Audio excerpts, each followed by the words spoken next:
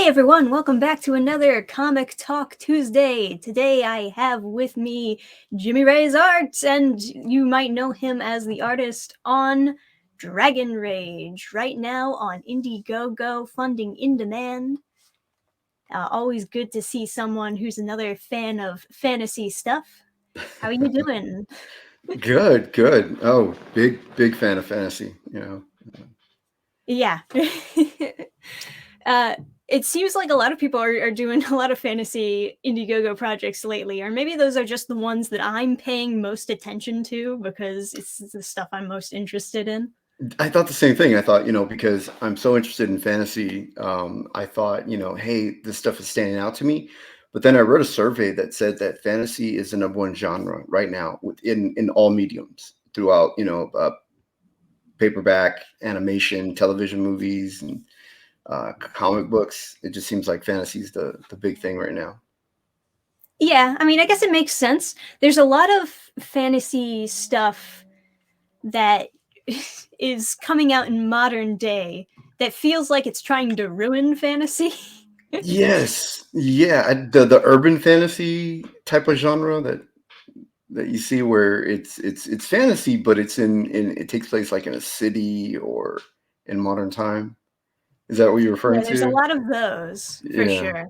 And then there's stuff like Rings of Power, and then Oh, oh yeah.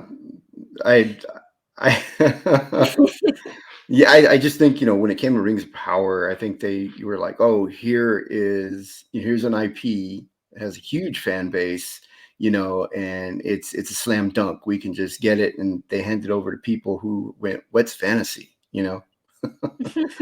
They're like, oh, we like romance uh television shows, and we'll give it a try. I think that's what right, happened. they're casual watchers. Casual watchers, yeah, yeah. People aren't super into it, but they're just like, huh, maybe it is good. Maybe people like this.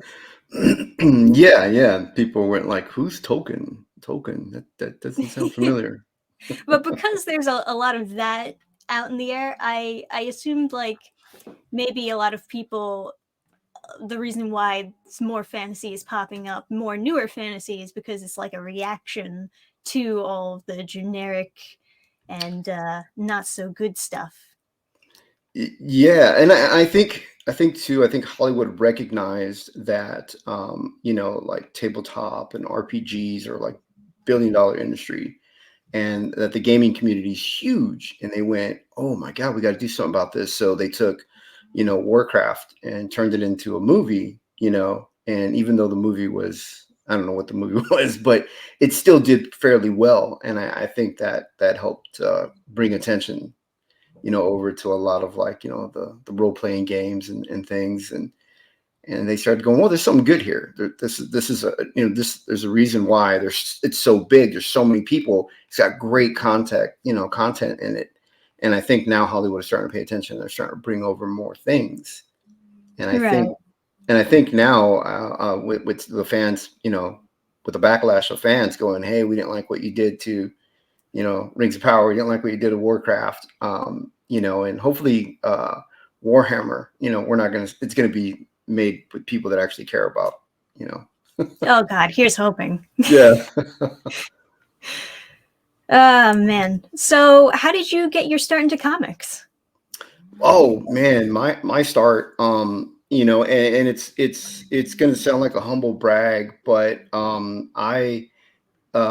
it's not. I'm this is going back to the 90s. You got to go back 30 years back into the 90s, and it was a time where, I mean, I grew up very, very poor. I grew up in a family that was very poor.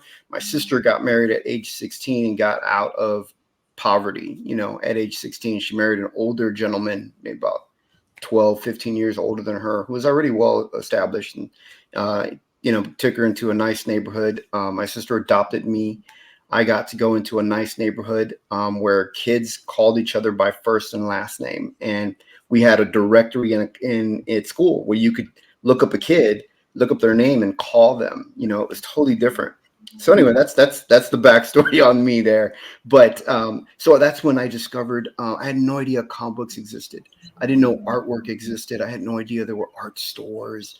None of this stuff. And I went over to hang out with this kid that I just barely met. I just met him. I was new in the neighborhood, and he was collecting comic books. He would get them subscription by mail. And he had the Infinity Gauntlet. He had tons of great comic books, Wolverine, and he was always sitting sketching stuff. And he was sitting down one day, and his mom called him and said, "Hey, why don't you guys come have lunch? I made lunch for you," and invited me to have lunch with them. So while we're sitting waiting for her to prepare the lunch, he's sketching, away, and he hands me a piece of paper, and he says, "Here, why don't you try this and draw?" And I had never tried to draw anything, so I just drew what was in the comic book, and it was an advertisement. I didn't even know how comics worked. He was drawing pages from the comic. I drew an advertisement of Wolverine drawn by Arthur Adams. So I copied it. I drew it. And he looked at it and went, "Oh my God," he was so amazed. And he said, "You should do this professionally." And I just went, "Okay." And his mom, a professional artist, looked over my shoulder. She said, "Oh my God, this is great. How long have you been drawing?" I said, "This is my first drawing. I didn't know I could draw."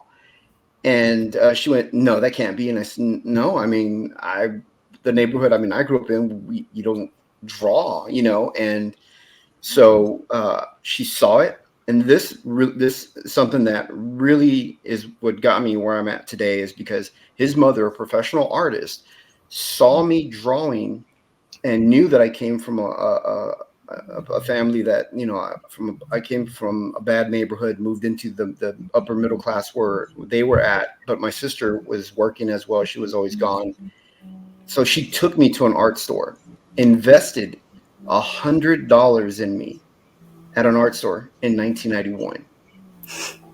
I mean, can you imagine, like, today, if $100 wouldn't go very far, Right. buying art supplies. But 30 years ago, $100 was a lot of money. And she invested in just some kid who, just the first time she had ever seen me there at the house. And she was, she believed in me, my talent. And I'm so grateful for that. And the attention and praise that I got there, it was the first time anyone had ever complimented me or praised me for anything I had ever done. And I loved it. I loved it. I got addicted to, like, whenever you're good at something, you know, Yeah, right. and people give you praise, like athletes and everybody and actors, you're good at something. And I loved it. And so, yeah, I from that day on, I just started drawing. And how I broke into comics was 6 months later. I got married, or I found out I was going to have a son. And I was going to be a teen father. I was 18 at the time, so I found out I was going to be a father. My son was born when I was 19, and I had only been drawing for a year. And I at that point I knew I needed a career, I needed a job, because I was going to have a son, and it was either go work at the local McDonald's, whatever a 19-year-old could do. And my new wife at the time, she was younger than me, and she said, "What, you draw so well, you love comics, why aren't you applying for comics?" And I said, "I don't even know how." So she opened the phone book, looked in there, and Antarctic Press was local in my city. She called them up, didn't even tell them it was for me, just this cute young girl calling up, nerd headquarters, and just an office full of nerdy guys in a comics, and girls at that time. It was really just, the majority was a big boys club, and there was maybe one girl in the entire comic industry, I think, like Amanda Connor, I think, or something, or maybe Louise Simonson, Walter Simonson's wife. But so she calls them up, schedules an appointment. They're all excited. This girl's going to come with a portfolio, this female artist. So we go down to Antarctic Press, and she's sitting beside me. And I said, "I'm scared. I'm nervous. I don't think I can do this. And I need a fresh breath of air. Can you hold my stuff?" She held my portfolio for me. I put my portfolio on her lap, and I walked outside their office and was just like getting a fresh breath of air. And I come back in. Everybody from Antarctic Press is circled around my wife. My art is all over the table in the waiting room. They just started right there in the waiting room praising the artwork. Oh, it's so amazing. And she's talking all about it, going through it. I guess they thought it was hers. And they're looking at it going, wow, this is so amazing, blah, blah, blah. They're all talking to her and all about it. And I walk in and I hear good things and I feel better, and I sit down and I go, thank you. I'm shocked you guys like my work. And it got silent. And no joke, no exaggeration. They all turned around and walked back to their desks. They were just like, oh, it's a dude. Okay. It's not work, you know? False alarm. Yeah. And, ever since then, and then Ben Dunn, the publisher, he took me to the back in his office. We went over my artwork and he offered me work. He said, your work's great. It's really good here. We have, do you know who the Guyver is? And I really didn't know anything about comic books. I had picked up a few comics from our friend. The first comic I ever bought was Wildcats #1 with Jim Lee. I bought a Rob Liefeld Youngblood, and those are the only two comics that I owned. That was all I had at my house, and I was drawing from those. And so he gave me work, and he said, "Hey, can you draw? The Bio Booster Guyver?" And I went, "Yeah." And I was so excited. I came back out and told my wife, "I got a gig, got a job. I'm drawing a cover. I'm going to be published." And she was really excited. I said, "Great." I said, "I'm supposed to draw something called the Giver or something. I don't know what." And she said, "Well, where do you get reference from?" And I said, "He didn't give me anything. I don't know. I think he just assumed I knew what it was." But truth was, he asked me, "Do you know what it is?" And I was like, "Oh, yeah, yeah." So I BS'd I knew what it was. So we went down to a local comic store, which is right down the road from there. I didn't know it was owned by Ben Dunn. I didn't know he actually owned this comic store. So I walk in there, and I told the kids, and that were behind the counter, I said, "Hey, do you guys have a comic book called The Giver or something? The Gazer?" And the kid just laughs, really geeky. He goes, like really geeky, I can barely imitate it. And he turned around and he laughs over his shoulder, and then he tells the other kid behind the counter, he laughs, and they're giggling together, laughing, because this is back in the day when it was a nerd were really tight. It was a tight clique, and it was hard to get in that clique. And here I was coming in. I'm walking in with my wife, my first wife, extremely beautiful young woman, and we're in there, and they're giggling and laughing. And he goes, "You mean Bio Booster Guyver?" And I go, "Yeah, that comic book." And he goes, "It's a manga." And I was like, "Okay." I thought they were called comic books. That's how little I knew. And so, yeah, I went from there. That was how I broke into comic books. What an interesting story, though. My Yeah. goodness. Well, it was, it was really it was a nerd club, and if like I grew up, my father made his box. I had to learn a box, my brother's box. Everybody boxed in my family. We grew up in a neighborhood where you couldn't look over and make eye contact to anybody. You had to be tough. You had to be strong.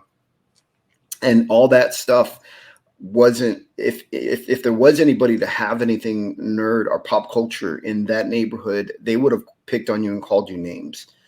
Back then it was totally different. It wasn't accepted at all. So especially in that neighborhood, if it existed, they hid it like it was narcotics or something, or not even that, because in that neighborhood, I mean, narcotics were like all over this place in the streets and stuff, but in the corners. But they hid it like if anybody had it. So I never saw anything pop culture. I never heard of comic books. Mm. Yeah, I can definitely definitely relate to in the school redrawing some stuff from comics. Yeah. Oh my god. When I was growing up, of course, manga was picking up steam pretty Oh quickly. yeah. So and we had a lot of manga in the library. So a lot of the Wow. a lot of the people in my high school were like picking up on it fast. And I knew this one girl who was like super good at like drawing those types of anime manga characters. And Wow. oh my goodness. I remember those really dumb how to draw anime books that were like Yeah. trying to take advantage of the craze, but they weren't very good at actually drawing the characters. Those super old books were, they're like a huge kick now because you look at them and you're like, oh yeah, this is not super well drawn. But back then, you would get whatever you could to Yeah. learn how to draw the characters that looked so cool. And I was not very good at it. But I don't have that same natural talent that you possessed as a kid. I had to really, I mean, I'm still trying to just hammer in that art style and trying to make it more crisp, more clean. I But I I admire artists like you that would say, you know what, I worked hard, I honed my skill because for me, I was just able to do it. I don't know how, but I didn't know technique. I couldn't explain, um, I still lacked some skill. There were still some areas where I needed help in with anatomy and perspective, and I struggled with those for many years, and I still, struggle with them. But for it being something that I felt came fairly easy for me, I took it for granted for many, many years. And mm, I really admire those artists who said, you know what, they worked at it. They had more resistance and it's strange because you and I are in the same place today. We're both crowdfunding, create our own books. So I mean, did my ability to just be able to do it right off the line, did it give me any advantage? I mean, I don't really think so. I think I think as long as I think what I honestly believe is that anybody can learn to draw, and yeah. it's all about honing your skill and taking the time to learn and a draw. And the more time you put into it, the better you're going to get. And I think what it is just the persistence, sticking with it. That's what I admire. You know, Yeah. Well, if you're going to get into any creative field, it's really all about that persistence to just keep going at it until you get a little bit further. yeah, because it's like the smart kid in class. Like we always had that one kid, super smart. I look over and he was bored with the level that we were at. Like he was ready to go on different levels, but he looked bored, and that happened to me in art. I got bored a lot, and throughout my career, I stopped drawing for about a total of 15 years. I would Mm. stop for 5 years, and then I'd stop, and I knew I could always just pick it back up and get a gig. And I really I took it for granted, and today. I sit back and I think if I had worked as hard as somebody, like you, who said, I want this and I worked hard, where would my skill level be today if I had done that? If I had that kind of work ethic and drive, and where would my career be? And instead, I look back and go, man, I wasted so much time just going, you know, not, just going, oh, I can just pick this up whenever, and totally the wrong attitude, for it. Right, right. That's another point of discussion, I guess, when it comes to comics, especially indie comics, is like the motivation to keep at it all the time, even if you're not successful, and even if you're like talented, sometimes it can be tough to just keep on going. I definitely struggle with some motivation sometimes. Oh yeah, that was my biggest struggle was the motivation, and the drive. I struggled with that a whole lot, but also as well too was I was immature as an artist, because you know I I look back at my work today and I go, why did I even think I was good? Like I look back at my old stuff and go, there's things I look back and go, it's obvious I need to work in this area or that area, and that should have been my drive. I should have focused in on that. But back then, in the '90s, it was if you could draw, you know, y- that's all that mattered. And I was getting so much praise for my work that it went to my head, and I started to think, yeah, I'm already there. and Mm. it's not true. Every artist, we're never a perfect artist. We'll never be. Any of us will never be a perfect artist. We're always going to have those areas where we can continue to work at, So and yeah, that very true. yeah. It's just unfortunately I was immature as an artist and back then, and couldn't see it, couldn't see the areas that I needed to strengthen. Mm.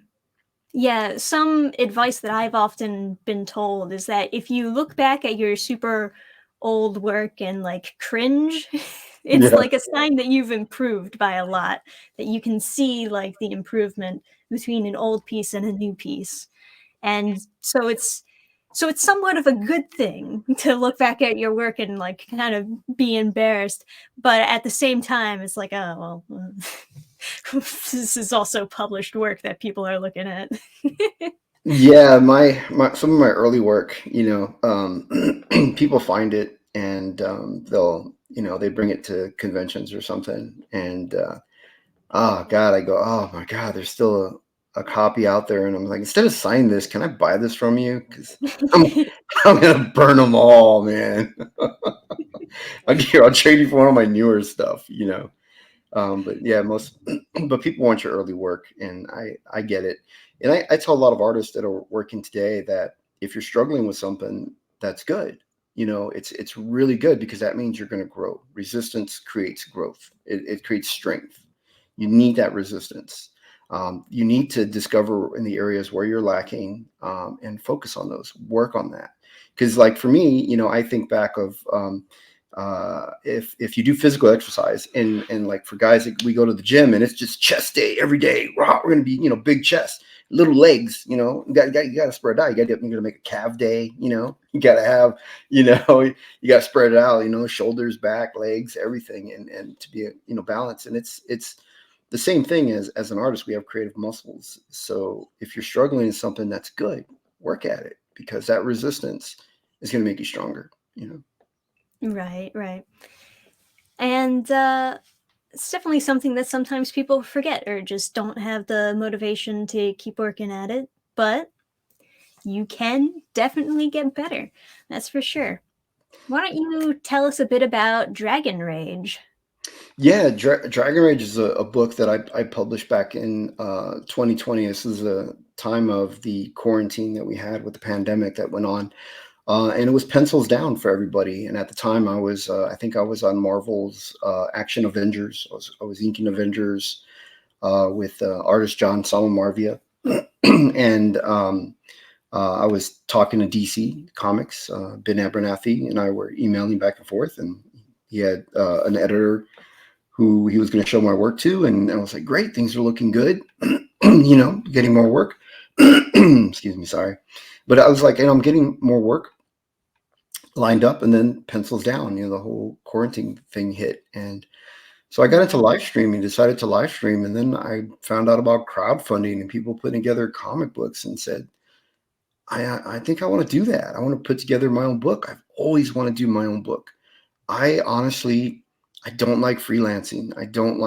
I'm not as happy working on the Avengers as I would my own book. That's where the joy is. I appreciate the work. I appreciate that I was freelancing and that I got to ink, over characters like Black Panther and Thor, and, Captain Marvel was in the book at the time. And I got to ink over all these different characters. I've got to ink, Batman. And I thought, man, this was incredible. But honestly, my own thing. I've always wanted that. I've always been a creator. So I said to a friend of mine who was a good writer, very talented writer, and I asked him, I said, hey, if I come up with something, will you write the story for me? Because I can come up with all the ideas, all the great characters, but it needs a story. And that is the part that I know I can't give. And he said, yeah, definitely. Because I think what you should do first is sit down and figure out, what do you like to draw? And what do you want to draw? Because you're gonna be drawing page after page after page for this. And I said, you know what? I like to draw women, and I want to draw I want dinosaurs. I want to draw dragons, but I'd never drawn a dragon before. So I did a sketch like this. This is David Finch, but I did a sketch like this. I drew a girl and a dragon together, and I went, okay, now I need to come up with something. I want to draw women, I want to draw dragons, and I want to come up with something. What if this girl could become a dragon? And Mm. I pitched that idea over to David Philpott, the writer, and he came up with an idea, and we started writing a whole story. We put together a whole comic book. I showed my first sketch I ever did of Dragon Rage to David Finch, a friend of mine, and Dave Finch redrew it basically. And this is what it is. He just finished it for me. Just like I mean, he's amazing. You know, it's why he's a superstar artist in the comic industry. But so he drew basically what I did, but he just made it look so much better. And we ended up using that as the cover. And so the book came out in 2020. We crowdfunded. It was pretty successful. And we came out with it in 2020. It was published. And it's basically that same cover there. But then I wasn't happy with it. I looked at it and I said, you know what? I feel like it needs more, because at first I was really proud of it when I came out. I was so proud. And then someone said, hey, have you ever seen The Rage of Bahamut? And I said, no, what is that? I said, it's an anime about a girl who becomes a dragon. And coincidentally, she's got pink hair like your character. And I went, no, that can't be, because I didn't reference anything. Oh man, You I know what I hate it mean? when that happens. When like you come out with a new idea and then people just compare it to other stuff. Yeah, and here I am. I'm proud of it. Going, I did something totally different than anybody, and there it is. So I go on, I search for it, I find it on Amazon. I bought the whole series. I sat down, I watched it. I was so discouraged that there was something out there. Not exactly, but just the fact that there was a girl, pink hair, who could become a dragon. Stories itself were totally different, and I got real discouraged. So I went back to freelancing, and I freelanced for about 2 years. And in that time, um, sorry. So in that time, I went back to the drawing board. I said, you know what? I'm going to scrap everything and start over. So this Dragon Rage is totally different. It's not about a girl who can become a dragon anymore. It's about a race of humans who are called the Dragari, who have the ability to capture the rage of a dragon and Mm. to be able to wield the powers of a dragon as their own. So they're a lot kind of similar to like Jedis, where Jedis are force sensitive, and Dragaris are the only ones that are able to, take the power of a dragon and its rage, which the rage is the most destructive force on the planet. Dragons are the most powerful beings in the world of Dragon Rage. So a normal person couldn't withstand that. You just disintegrate or blow up. I mean, so these people they're disciplined. They know how much rage they can take, but it is very seductive. So having power, being stronger. So if you take on too much power, we call it they can awaken, and the rage becomes in control, and the rage they just become angry. They're more powerful. They're full of rage. It's kind of like becoming a Sith Lord kind of thing, like in Star Wars, with the Sith, and you become like a dark Dragari is what we're calling it, and but you're much more powerful, than the regular Dragari. So it comes at a price, it's got its risks. So it's not all OP like Superman, where they created Superman and then they had to later, they had to nerf him with kryptonite or the color yellow. Right, right. Well, that sounds pretty cool. Yeah, and Well, and that like all that was all the cool stuff I came up with. And I went over to Dave Philpott and I said, hey, do your magic like you did on the first one. It still needs a story. So he created this amazing story that has so many different layers. You have the Dragari, but there's corruption in there.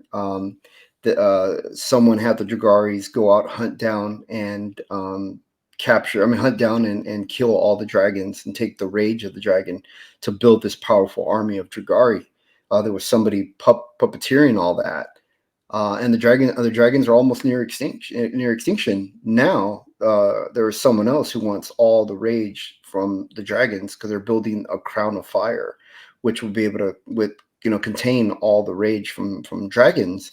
So now they're hunting and killing Dragaris and taking the dragon stones from their weapons, which is how they tap into the rage of dragons. So now they're scattered throughout. Some Dragari are still loyal to the monarchy, and others are just kind of independent. But it's a great story with many layers, a lot of corruption, a lot of betrayal, a lot of action. Masculine men, beautiful women in this book. Yes, the classic way of doing comics. Yes, what you don't get to see anymore in comics. Yeah. Yeah, I saw one of your videos and I loved it. The one it wasn't too long ago. You were reading through one of the books, Women of Marvel. Women of Marvel, and Oh my she's god. Lady Deathstrike is at the nail salon getting her nails, I don't know, bedazzled or something, her claws. And yeah, this is back to taking comic books back to where they were meant to be. Just be creative and Yeah. building my own company. I am building my company in the American way. The with customers always right. Customers come first. There's no woke ideology in this. It's all about creativity first, story first, whatever's best for the story in this.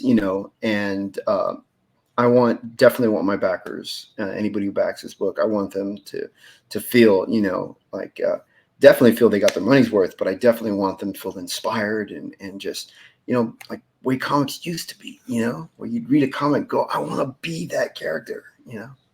Yeah, it's so true. I mean, there used to be so many different stories that I would read, and like every single one would be just like a banger or like just really good, and I would get really excited to read more. And nowadays, it feels like it's so rare for me to pick something up and be as excited about it as I used to be back in the day. Though I'm kind of young, so it's kind of weird to say To back say in back the day back for in the me. day, yeah, back in Yeah, right. the yeah, back in the day when I But was, yeah, you know what I mean, right? There's yeah, a lot of yeah, super generic stuff out there, and even if I pick up something and it's not bad, sometimes it's just kind of meh. Like it feels like I'm lowering my standards by saying that it's like really good because it's just kind of okay. yeah, And I think part of it is just that a lot of stuff these days, I don't want to say that it chooses the safe route per se, but it does feel like there's a lot of stifling of creativity. And like you were saying before, with working at DC and like slowly losing your motivation to keep working on the same stuff, like the superhero comics over and over again, you kind of just wanted to branch off and do your own thing. I feel like maybe something similar is happening to other artists and other writers out there where they're just like kind of sick of following a checklist and following certain rules to create newer comics. And maybe they also are just like in their heart of hearts begging to unleash their creativity or just like do something that they're actually really passionate about, because I think that's what I'm seeing in a lot of modern comics. It's just a lack of passion, which is yeah. why indie comics are so very important. Oh yeah, no, I was at Marvel, I was doing a book for Marvel, but at DC, the only thing I got to do was Dave Finch and I did the art for the Batman Sanity statue.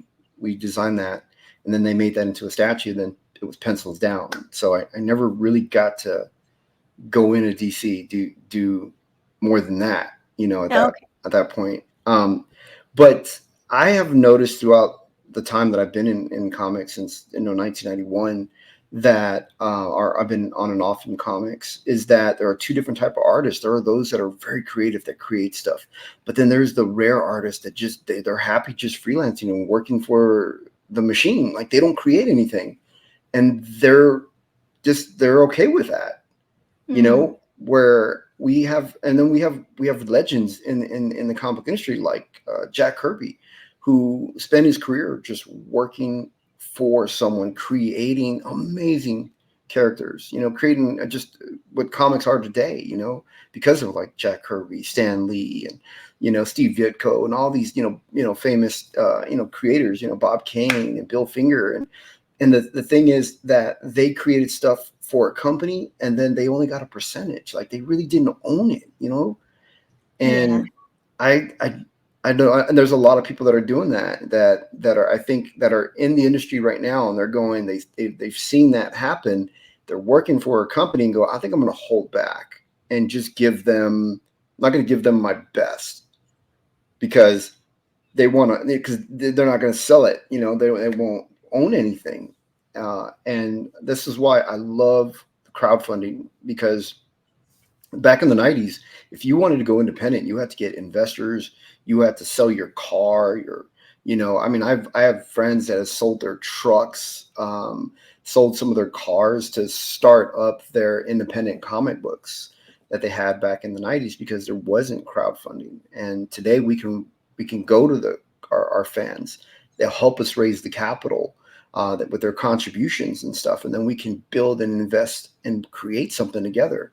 And it makes it much more possible for really just anybody out there, to be able to do. Anyone, especially with an audience. If you're an influencer or have an audience, then that's you have more of a reach, and it's much more possible. But yeah, back in the 90s, it was pretty tough. And today, I tell every artist that I can out there, um, that's great, that you want to get in there and work for your favorite company. You want to work on your favorite character. I think that's amazing, and I think that's something you should do.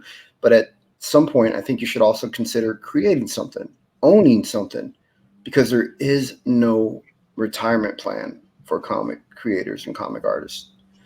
So Right. you either save all your original artwork, but today most artists are going digital. So there goes that. That's a small niche market. And not everybody can sell their originals. And then the other thing is, creating your own book. Own your book, own IPs, own characters. Yeah, and that is definitely another thing. If you're not going to be like fully rewarded for your work, then you're only going to put in like the bare minimum effort. Yeah, because when you work for a company, there are some benefits to it. Whereas they do all the marketing, all you have to do is just your job. They ask you to pencil, and you get a script, you draw out the pages, you send it off, and then it's up to them to do whatever. But so there's some ease and comfort in that. But when you create your own book, you're going to wear many hats. You're going to have long hours. You're going to work 7 days a week. It's a lot of work, but I believe the reward is well beyond. It's so worth it to own your Yeah, own characters. yeah, I'm hoping so. It does seem like there's a lot of indie creators popping up, and a lot of them are doing pretty well.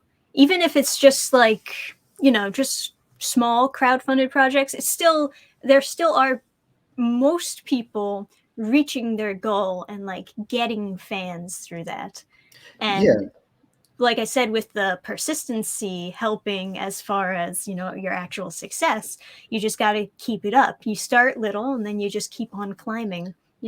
Oh yeah, the slow burn. I know there are been success stories. There we have Eric July, who put out his first book. He had been on YouTube for 10 years, built up a huge audience, put out his first Yeah. book, and we see that where the success story where he reached 3.7 million was raised, and you Oh, go, yeah. wow, that's Killing it. amazing. Yeah, Yeah. and if you start out and say you go to your campaigns are smaller, you're raising $5,000-$10,000. That slow burn is still a success story. Because if I think to myself, if I started at the top, where would I go from there? That's a lot.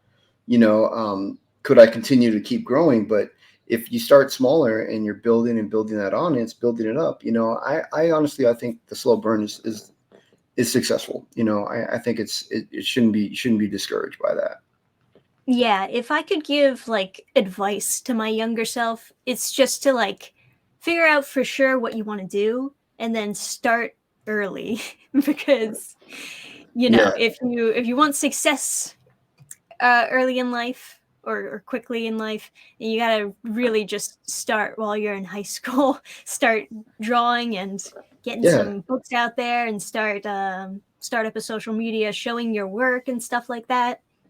yeah. But what advice would you give to your younger self if you could? I would have definitely have said, work harder at your craft. Mm. Definitely work hard and don't quit, because I quit a couple of times.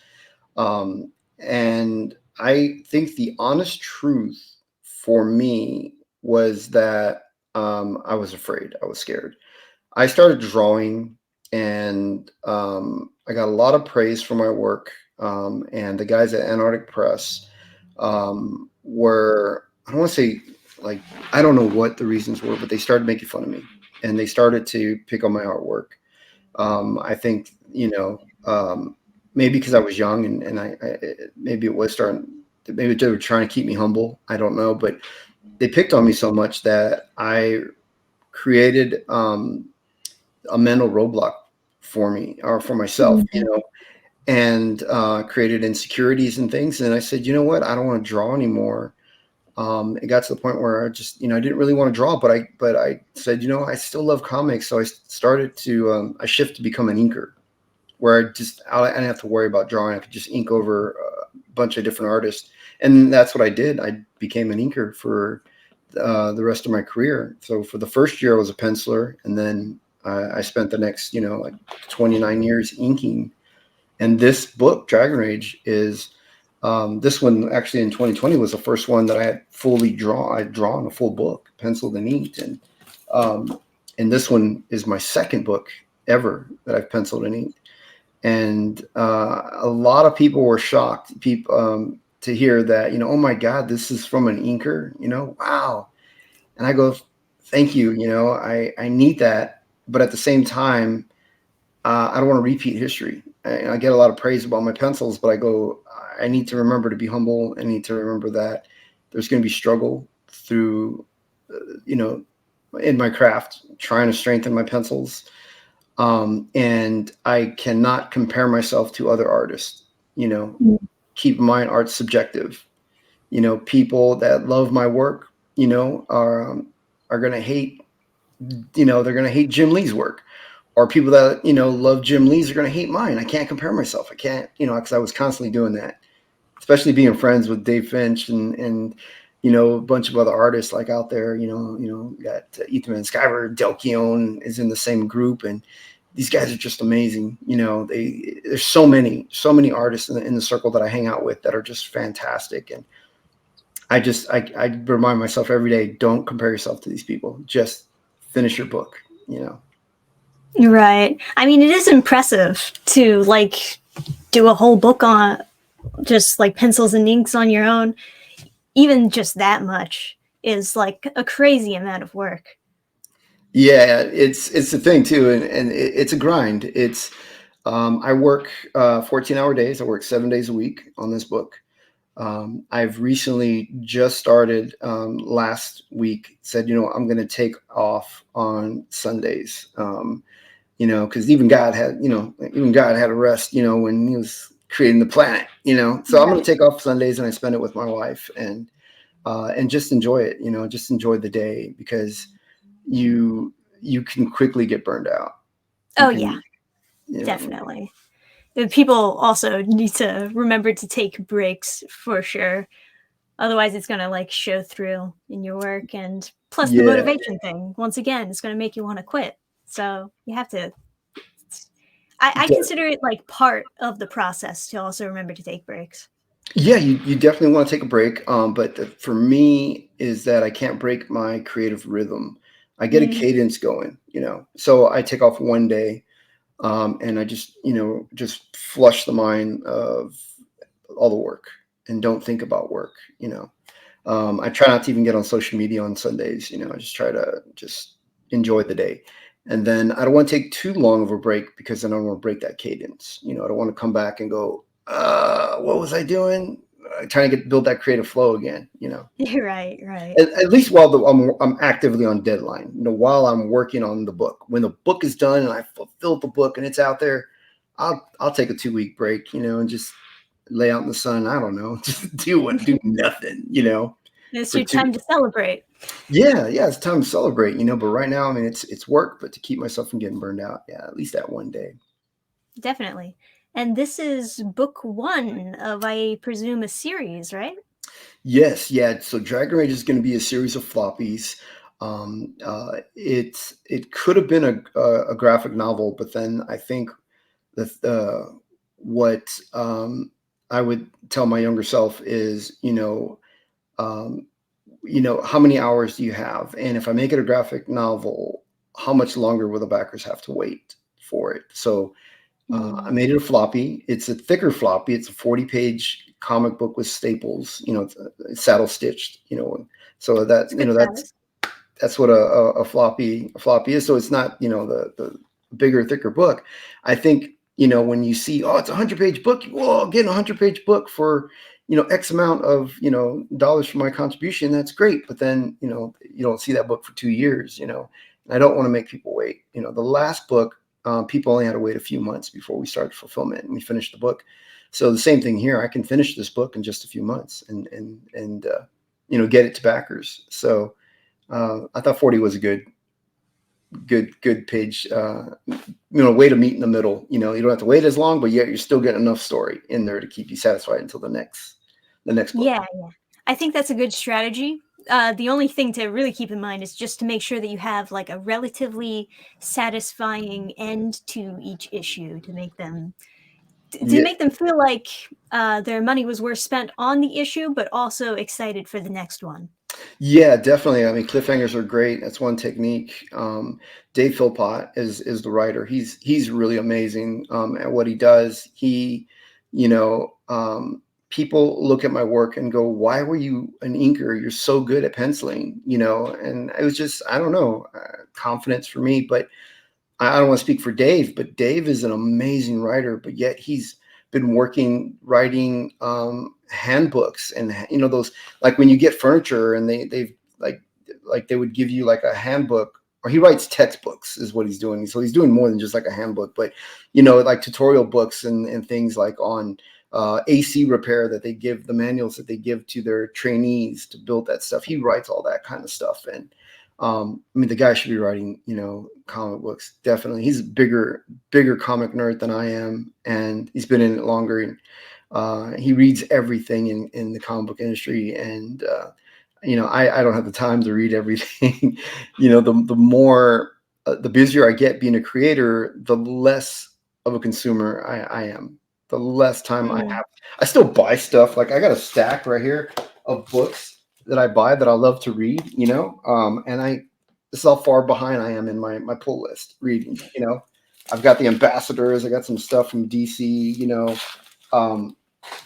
it'll be, I don't know, it'll be another 6 months by the time I get to sit down and read them, and I just, the more and more I work on my craft, the more I get involved in being a creator. Like I said, the less I still buy stuff, but the less I get to read, But so Dave Philpott should be in comic books. So when you guys get this book, anybody who backs this book and gets Dragon Rage, just be ready to be amazed by the story. Thank you. I appreciate that my art is attracting people to it, but it's Dave Philpott's story that's going to keep them coming back. Yeah, it's great that you managed to work with a writer that you're really confident in, for sure. Because I've definitely heard people struggle with that when they have a story in mind and they need to like get a writer to be on board with them, because it's kind of sometimes hard to stay in sync with like what you want and what they want. Yeah, Dave and I, we have this creative relationship where, I go, "Hey, Dave, I've got this crazy idea.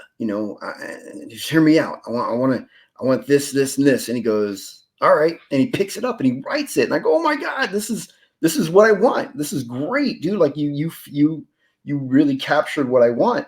He'll write out the story, I draw it, and he goes, this is great. You captured what was in my head, and like we have this like kinetic energy, and we just really work really well together. And I'm very, very fortunate with the team that I put together. These are people that I've worked with in the industry. I've worked with Andrew Dahlhaus. Andrew Dahlhaus colored for DC Comics. He's colored for everybody. IDW. He's colored everything, and he's my colorist on this project. Yeah, I've it looks got fantastic. Yeah, his color work is just amazing. And then Dave Finch, Dave and I've inked over Dave. Dave and I have done many different projects together, many different covers and stuff like that. And so Dave Finch took the time and he drew up a couple of covers for me. So just That having it, is yeah, awesome. Yeah. yeah, it's an amazing team, Mhm. all the way down to the letterer. Eric Weathers is the letterer, and he's fantastic. I can actually sit with him, or we do like a Zoom call and we go over the project, and I go, hey, he did these right here, these captions for the preview, and I said, hey, you know what? I want to make them like pages from like an old scroll, not a scroll, but like they're torn out of pages from within like a book, an old book or something. And he goes, yeah, let's do that. I got great ideas. So we're going to be changing stuff up, even down to the lettering. It's going to have the feel and the look of the world of Dragon Rage, So Perfect. yeah, it's a great team. I have a good team. Well, that's very good to hear. I did notice at the bottom, it's like stretch goals. I didn't know if you had actual stretch goals planned out. I did originally when the campaign first started, when it was active. It's still active now. You can still go in and get the book, but it when it was still within the 60 days for the campaign, my original stretch goal was that if we hit 10,000, everybody will get a free bookmark, and so we've hit that goal. So now I've got the bookmarks back from the printer, and they're really, really great, high gloss, and they're in brown corners, and they look really good. So we got those. These are back from the printer. That's the stretch goal. Any backer from this point on gets one absolutely free. The next stretch Perfect. goal is at 30,000. Was I want to make it a cardstock cover, but then the campaign, we closed the campaign and went into in demand, and I took down all the perks. So I took down the stretch goals, that we didn't meet during the active campaign. And so what I ended up doing was taking down a lot of perks, and I left the give me everything perk up on there. But if you click Right. where it says updates right above the cover, it'll say story, fact, and then updates. Right, yeah, and you click on that. So what I ended up doing was, instead of going with a cardstock cover, or I may still end up doing the cardstock cover if we reach that 30,000. But I decided to do this for my backers. Is anybody who bought the Give Me Everything Plus, I decided to buy and make a box that's kind of like this one. This one is a craft box, but our box is going to be white. It's a white gloss paper, and it's going to have the art as you see on there, and it tucks like this, and it opens, and we're going to Right, show right. all your perks inside of a box that'll have all the Dragon Rage artwork that you see there. That's going to be for That the sounds pretty cool. Yeah. yeah, because I mean, they contribute, that contribution and that perk is $180, and I want to show that we appreciate and that we're trying to optimize the capital that we raised. So rather than that, I want backers to know that the money's not going into my pocket; it's going into the project. And so, this is where I've decided to invest it, is to give it back to the backers that, were able to make that contribution. So you get your stuff safely mailed in this box, this mailer, that if you decide you want to keep it or whatever you want to do with it, it's almost like a little, collector piece. And so I just thought it was, a great idea, to do that. And hopefully, if we end up reaching the 30,000 before I close in demand, then I may end up doing a cardstock cover. All right. That sounds Pretty nice. I did notice that you have worldwide shipping for this, and I gotta be honest, I've been I've been struggling trying to figure out like the cheapest best way to do worldwide shipping. Do you have that already like figured out? Fortunately for me, I only have about out of my 470 something backers. I think I've got less than 5 that are international. Most of mine are in the Really? U.S. Yeah, so Ah, so most of okay. mine, but still, yeah, I can tell you, afterwards if you want, I can tell you what we use and there's options I would love to for you. know because like Yeah, another thing with the research that I've been doing is I've been noticing like crazy fluctuations in what it actually costs to ship something overseas. So like yeah. I did like a quote for like a package maybe a month ago and it was like $15 and I was like, "Oh, that's not too bad." And then this month I checked it again and it's like $26 and I'm like, "Whoa, that jumped up quite a bit." Yeah, it depends on who you go with, who you're using for international. Uh, there's one that's really good with international. I'm not using them just simply because most of mine were in the U.S. Most of my backers, like I said, I think I've got maybe 5 that are international. I do have one in New Zealand, so that one I know it's going to cost a pretty penny to ship, um, Right. but Shipping in the US is like easy just because you can go with media mail and yeah. get what you need out there. Yeah, yeah. So fortunately for me, like I said, most of my backers are in the U.S., so I got really lucky this time around. Plus, as well, if you look on there for me, the shipping, if you were to back when you back my book in the U.S., shipping's $10, and the shipping international is at $30. So that Gotcha. helps cover most of my shipping costs, which is good. And if there's anything extra, and so for me, having most of my backers in the U.S., there was a little bit extra left over. So what I ended up doing is I put that money back in for the backers. Is that I ended up investing in Gemini mailers. So I've got boxes and boxes over here I've got about 1,000 Gemini mailers, I and love those mailers. They're so good. 1,000 Gemini bag and boards.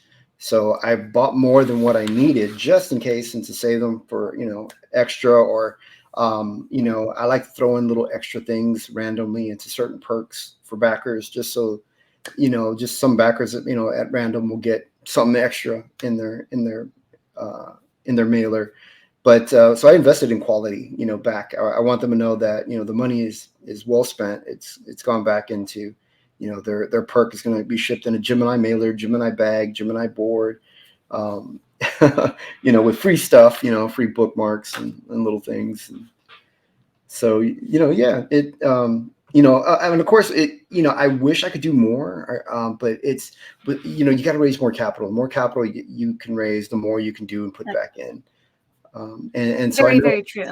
yeah, yeah. So, and this, and I even though you look at this campaign and you go, oh, it's, he raised 28,000, but through the program of Indiegogo, I mean, they take off so many thousands of dollars off that.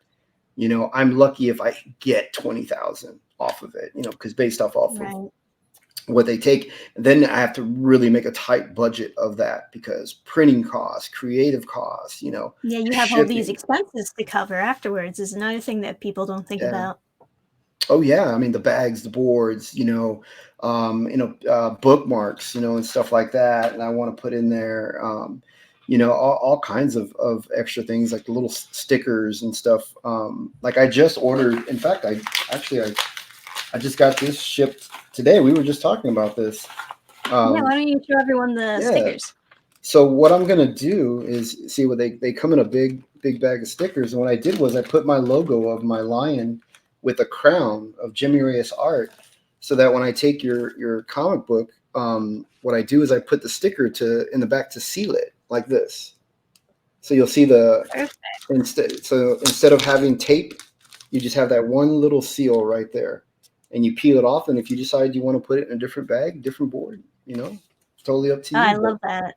But it's Yeah. customized. You get these little stickers, and So I ordered a whole bunch of them in there. So just little extra things, to just show the backers that, I mean, that how much I care and how much this project means to me. Right. Like I said before, passion. You'll find it with a lot of these indie creators, for sure. So I guess we should start wrapping things up. Why don't you give everyone your pitch for backing Dragon Rage? Yeah, honestly, I've always wanted to create my own book, and I'm a creator. This is a dream for me, and I'm so grateful to each and every backer. Every backer means is something special to me because they help make this a reality for me. And like I said, I'm going to show my appreciation, my thanks by putting the type of love and care into everything, not just the artwork, not just making sure that the story and the lettering. I'm going to make sure that the printing, it's printed on the best quality, the best shipping materials. I want to make sure that my backers know that they are highly appreciated when they get the perk and they get it in their mailbox and they open it, and realize, and go, hey, I want them as excited about this book as I am, because this is a very special IP. I know Dragon Rage, it can be huge, and I'm willing to put in the work, for it. Good to hear. Thank you for coming on, Jimmy, and thank you Thank you. everyone for watching us. We'll see you all next time.